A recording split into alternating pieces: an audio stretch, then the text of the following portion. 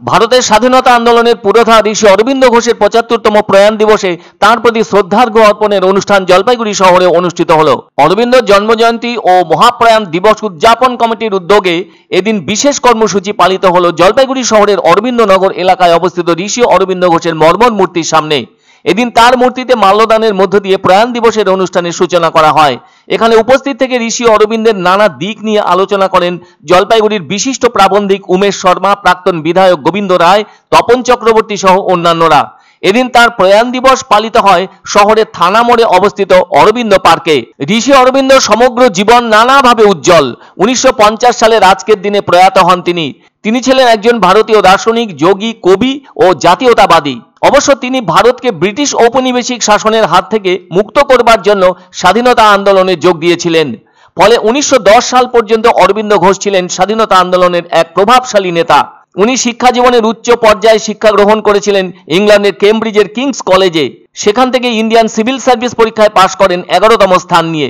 ওদিকে ভারতে ফিরে আসার পর বরোদার দেশীয় রাজ্যের মহারাজের অধীনে তিনি একাধিক অসামরিক পরিষেবার কাজে অংশগ্রহণ করেন।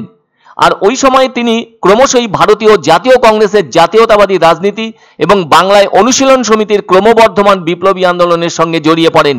একটি শুনানির মামলা চলাকালীন একাধিক বোমার ঘটনায় অনুশীলন সমিতির নাম জড়িয়ে পড়লে অরবিন্দ ঘোষও গ্রেপ্তার হয়েছিলেন। ওই সময় তার বিরুদ্ধে আলিপুর ষড়যন্ত্রের অভিযোগ আনিত হয়। তবে জেলে থাকাকালীন এক রাজসাক্ষীর প্রয়াণ ঘটলে অরবিন্দ ঘোষ মুক্তি পান। আর জেলে থাকাকালীন অরবিন্দ ঘোষ অতীন্দ্রিয় ও আধ্যাত্মিক কিছু অভিজ্ঞতা অর্জন করেন। জেল মুক্তির পর আর তিনি রাজনীতিতে পা না দিয়ে বাংলার মাটি ছেড়ে সোজা পন্ডিচেরি চলে যান। রাজনীতি থেকে নিজেকে সরিয়ে আধ্যাত্মিক সাধনায় মনোনিবেশ করেন। আর পন্ডিচেরিতে অরবিন্দ ঘোষ আধ্যাত্ম সাধনার যে বিশেষ প্রক্রিয়াটির বিকাশ ঘটান তিনি তার নাম দিয়েছিলেন যোগ সমন্বয়। তার অন্তর্দৃষ্টির মূল বক্তব্যটি ছিল মানব জীবনের বিবর্তন ঘটে এক দিব্য দেহে এক দিব্য জীবন লাভ। ১৯২৬ সালে নিজের আধ্যাত্মিক সহকর্মী মীরা আলফাসারের সাহায্যে তিনি শ্রী অরবিন্দ আশ্রম প্রতিষ্ঠা করেন।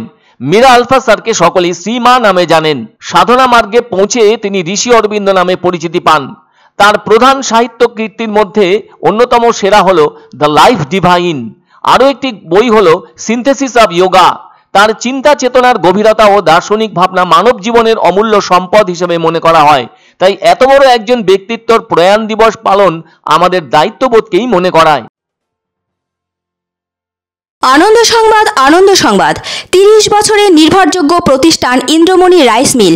আমাদের কয়েকটি জনপ্রিয় ব্র্যান্ড হলো তাজ, বরলি, খুশি ইত্যাদি। আমাদের factory outlet CG trading company, Dinbazar, axis ব্যাংকের পাশে জলপাইগুড়ি। এখানে সুলভ মূল্যে গুণগত মানের সব ধরনের চাল পাওয়া যায়। Phone number 9547029475। পছন্দসই সেরা খাবার খেতে হলে সোজা চলে আসুন রুচিসম্মত আধুনিক মানের রেস্টুরেন্ট রাজদরবারে। কেননা এখানেই আপনারা পাবেন ভোজনের রাজকীয় অনুভূতি। শুধু পুজোর সময়ই নয়, সারা বছরই রকমারি খাবার সরবরাহ করাই এই রেস্টুরেন্টের আভিজাত্য। আমাদের ঠিকানা রাজদরবার, রাহুতবাড়ি, বাবুপাড়া, জলপাইগুড়ি। ধামাকা ধামাকা ধামাকা! সানরাইজ মার্বেলের নতুন শোরুম শীঘ্রই আসতে চলেছে জলপাইগুড়ি গৌরীয় মঠের পাশে নতুন করলা সেতুর কাছে।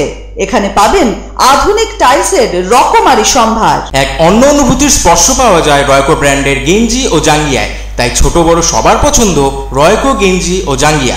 প্রস্তুতকারক জয়মনি হোশিয়ারি, কলকাতা।